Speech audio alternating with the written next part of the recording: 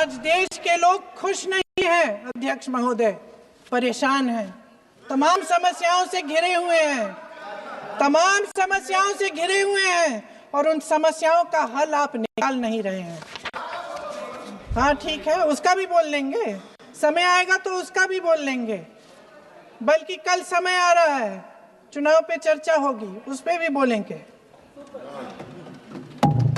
अध्यक्ष महोदय, इनके भी अपने लोग दबी जबान में कहने लगे हैं कि सारी सत्ता को केंद्रित करने से देश का नुकसान हो रहा है। इस बीच अगर हम अतीत की बातें नहीं करेंगे तो कौन सी बातें करेंगे? ये किसी और बात के काबिल ही नहीं है, सिर्फ ध्यान भटकाना है जनता का। इसलिए आज हम वंदे मातरम पर चर्चा कर रहे हैं। वंदे मातरम देश के कण कण में जीवित है, इस पर बहस नहीं हो सकती।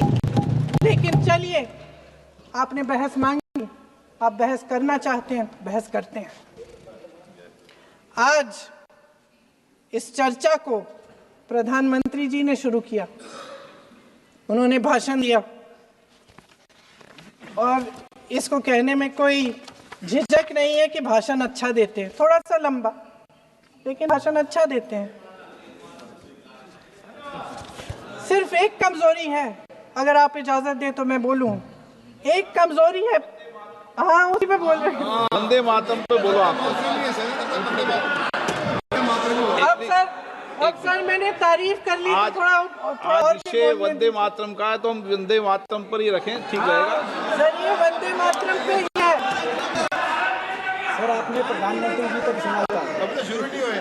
सर भाषण बहुत अच्छा देते हैं, लेकिन तथ्यों के मामले में कमजोर पड़ जाते हैं, बहुत कमजोर। इसमें भी एक कला होती है कि तथ्यों को किस तरह से जनता के सामने रखा जाए।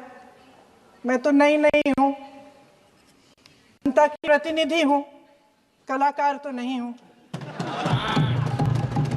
इसीलिए मैं भी सदन के सामने कुछ तथ्य रखना चाहती हूं, लेकिन सिर्फ तथ्य के रूप में रखना चाहती हूं।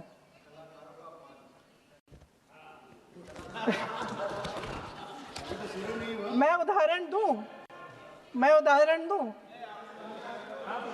दे देती हूँ, मांग रहे हैं सर। वंदे मातरम के बारे में, वंदे मातरम की जो सालगिरह पे आपने एक बड़ा कार्यक्रम आयोजित किया था, उसमें प्रधानमंत्री जी ने भाषण दिया। उसमें उन्होंने कहा कि 1896 में पहली बार गुरुदेव रविंद्रनाथ टैगोर ने ये गीत एक अधिवेशन में गाया। उन्होंने ये नहीं बताया कि कौन सा अधिवेशन था, हिंदू महासभा का अधिवेशन था, आरएसएस का अधिवेशन था, किस बात से कतरा रहे थे कि ये कांग्रेस का अधिवेशन था। और उदाहरण दूं कि मैं अपना भाषण जारी रखूं, दे रही हूं। जो वंदे मातरम की जो क्रोनोलॉजी है वो भी आप समझिए, जो असली क्रोनोलॉजी है। 1875 में महाकवि बंकिम चंद्र चट्टोपाध्याय ने इस गीत के पहले दो अंतरे लिखे, जो आज हमारे राष्ट्रगीत घोषित हुए हैं, मतलब जो घोषित हुए थे और जिसको हम आज अपना राष्ट्रगीत कहलाते हैं। ये पहले दो अंतरे लिखे 1882 में। 7 साल बाद उनका एक उपन्यास प्रकाशित हुआ, आनंद मठ। उस उपन्यास में यही कविता उन्होंने प्रकाशित की, लेकिन इसमें 4 अंतरे जोड़ दिए। 1896 में कांग्रेस के अधिवेशन में गुरुदेव रविंद्रनाथ टैगोर ने पहली बार ये गीत गाया। 1905 में बंगाल के विभाजन के खिलाफ आंदोलन के समय वंदे मातरम जनता की एकता की गुहार बनकर गली गली से उठा। गुरुदेव रविंद्रनाथ टैगोर जैसे महान स्वतंत्रता सेनानी इस गीत को खुद गाते हुए बंगाल की सड़कों पर उतरे।